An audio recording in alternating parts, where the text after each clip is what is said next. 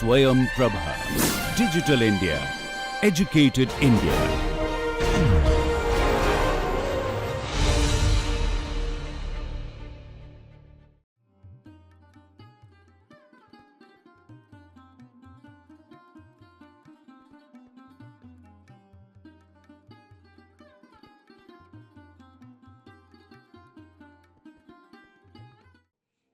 Now we are coming to lesson number 3. Brief history of music therapy in India. Music originated from the Vedas. The 4 main Vedas are Rig Veda, Samaveda, Yajurveda and Atharva Veda. Samaveda is the precursor to all Indian music. Gandharva Veda is an Upaveda, or what we can call it as Sub-Veda or secondary Veda, which enumerated the 64 art forms, 64 kalas, including music.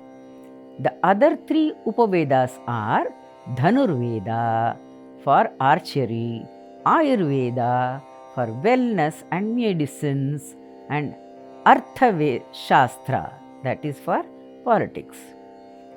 We have information about the origins of Indian music, Sangeetam, from various sources such as paintings, literature, temple carvings, and so on.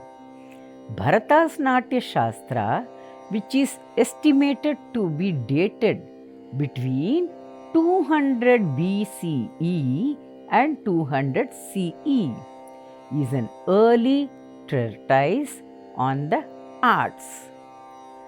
The subsequent chapters talk about musical scales, musical instruments, and music as an accompaniment to drama and dance. Sri Sarangadeva, in his work Sangeeta Ratnakara, gave more information about the development which changed the picture of Sangeetam in Indian music history. The ancient form of musical expression gained many importance and recognitions. Indian music became very popular even in other parts of the world where music was part of human life. The ancient music was of 2 varieties, Vaidika Sangeetam and Laukika Sangeetam. What is Vaidika Sangeetam? Vaidika Sangeetam, also known as Margi, was used more for religious rituals. It was like reciting Samagana, which leads to moksha, that is salvation.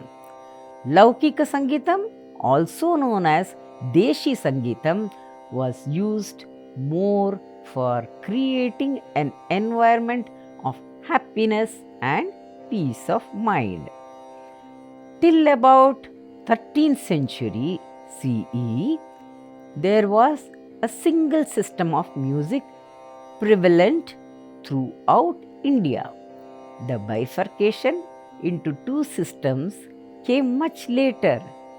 We first find the names Carnatic music and the Hindustani music in Hariparana's work Sangeeta Sudhakara, written between 1309 and 1312 CE. Hindustani music came into vogue in North India after contact with Persian, Arabic and Turkish style of music. Consequently, Hindustani music charted its own path. Music south of Vindhyachala, the mountain range, practically bifurcating the Indian subcontinent into North and South India, undisturbed by foreign invasions, continued to develop along the lines faithful to its ancient traditions. The people of South India also trace their lineage to the Dravidians. The term Karnatakam literally means ancient, hence, the music of South India has been aptly named Karnataka or Carnatic music. There are many other Lakshana Granthas, such as Narad Siksha, Sangeeta Chudamani, Brihadeshi, and other works over the centuries that have given comprehensive information about Indian music. Sangeeta Ratnakara by Sarangadeva, a medieval period work, is considered one of the most authoritative works on Indian music. In the modern period, Gayaka Shikhamani, Sangeeta Kalanidhi, Dr. L. Muttaya Bhagavatar has written Sangeeta Kalpadrumam, for which he has analyzed many ancient and medieval Lakshana Granthas and has compiled the information gleaned from these texts. Professor P. Sambamurthy has written a 6-volume book on South Indian music. From all these works, some fundamental concepts associated with music may be briefly touched upon.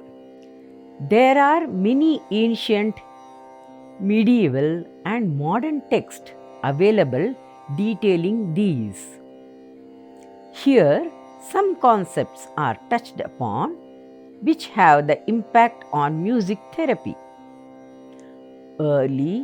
Early medical interventions in India were from Ayurvedam. Therapeutic interventions were interconnected and integrated in ancient India.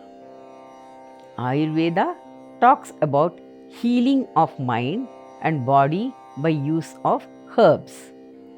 There are 3 main doshas or predispositions recognized in Ayurveda, namely Vata, related to the elements of space and air, that is Akasha Tattva and Vayu Tattva. Pitta, related to elements of fire and water, that is Agni Tattva and Jala Tattva.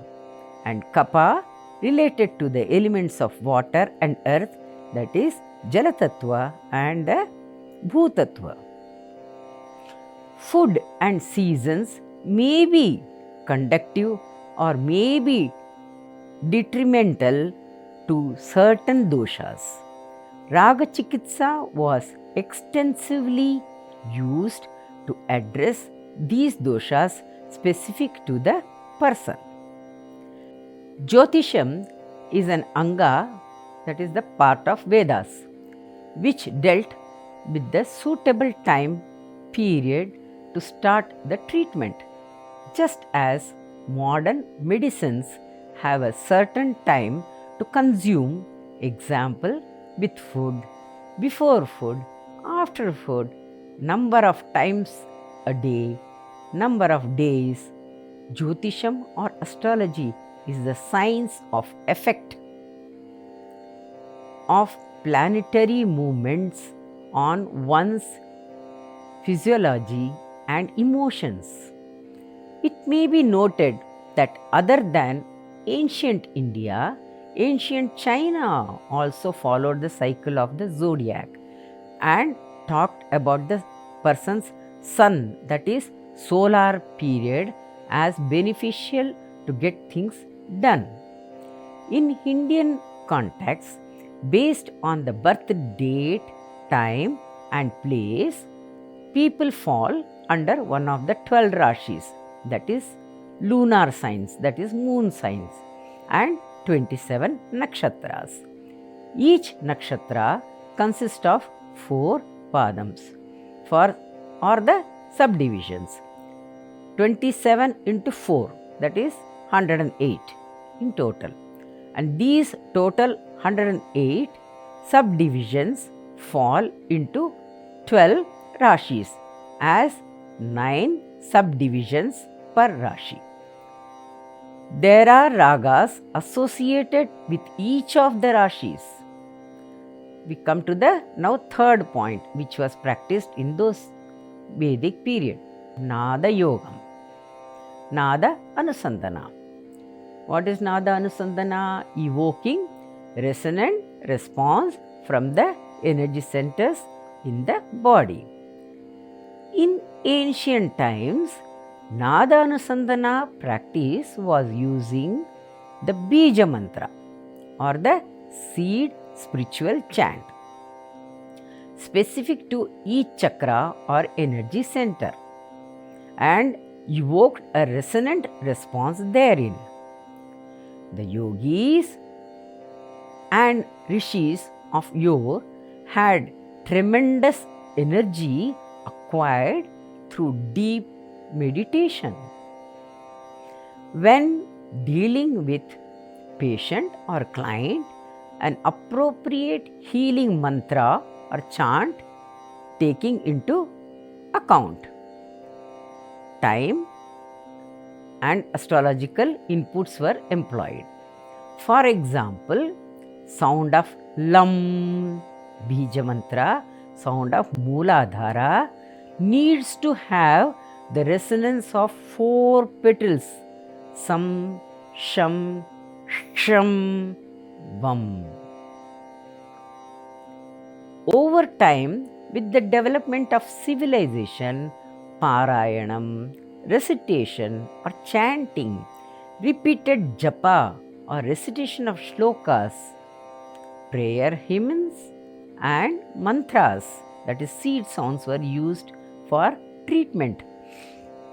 Though it may not be calibrated as Bija Mantras, the repetition of the chants diluted the pain or the ailment over a period of time and finally evolved to Sangeetam, vocal and instrumental, where our ancients used to render Vedic chants and other music notes with utmost care, as each intonation, inflection of voice and rhythm were a source of healing and spiritual upliftment. Music was a means of attaining spiritual and devotional bliss, followed by emotional and physical wellness. This is an established concept now. Indian classical music and its infinite application variables and more specifically its spiritual connect are used by music therapists as a means of establishing communication with the human body's main and subsidiary energy centers. Even today, indigenous tribes, traditional practitioners utilize music which is calibrated according to the time of day and season. They also took into account the emotions that evoked the main emotional states, were grouped as navarasas or 9 emotions. There were songs that were considered suitable for every circumstances of life. Example, songs for pregnancy, childbirth, playtime, daily duties such as pounding rice, rowing a boat, doing agriculture, marriage, and even death. So, music was integrated into every part of daily life and was used effectively for well being.